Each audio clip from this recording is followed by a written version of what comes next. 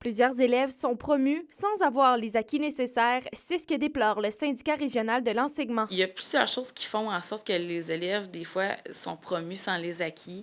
Parfois, c'est qu'il n'y a plus de place dans les classes spécialisées.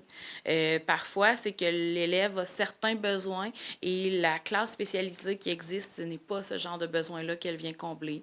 Si on parle, par exemple, au secondaire, il y a certains parcours adaptés, mais qui sont disponibles seulement à partir de 14 ans. Un sondage a été mené entre novembre et décembre dernier auprès de 275 enseignants membres. 44 des répondants estiment que 2 ou 3 élèves de leur classe ont passé au niveau supérieur sans maîtriser les connaissances requises. Pour les élèves, ben là, ça les pénalise tous.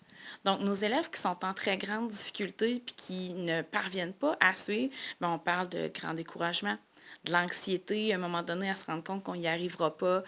Plus on avance en âge, ben là, on va avoir un peu plus d'absentéisme, on va se diriger vers du décrochage. Les résultats révèlent que plus de 20 des professeurs sondés disent avoir subi de la pression de la part des directions d'établissement et des parents afin de faire passer certains élèves au niveau supérieur. On ne peut pas modifier les résultats qui sont donnés par les enseignants. Par contre, ensuite, la décision de faire passer ou non un élève, ça relève de la direction. Jusqu'à maintenant, on n'a reçu aucune plainte au centre de services scolaires en lien avec le phénomène là, de pression qui serait sur les enseignants. Pour le directeur des services éducatifs du Centre de services scolaires de Rouyn-Noranda, Pierre-Luc Brunet, plusieurs solutions sont apportées pour aider les étudiants en difficulté. C'est là que les enseignants sortent leur boîte à outils, comme je disais, et là, ils vont, par exemple, proposer de la récupération, il va y avoir des sous-groupes, il va y avoir des cours après l'école qui vont se donner. Donc, puis aussi, il va y avoir une modification de leur pratique pédagogique pour répondre aux besoins de ces élèves-là. Le syndicat demande au ministère de l'Éducation un espace pour discuter de la problématique afin de trouver une voie de passage.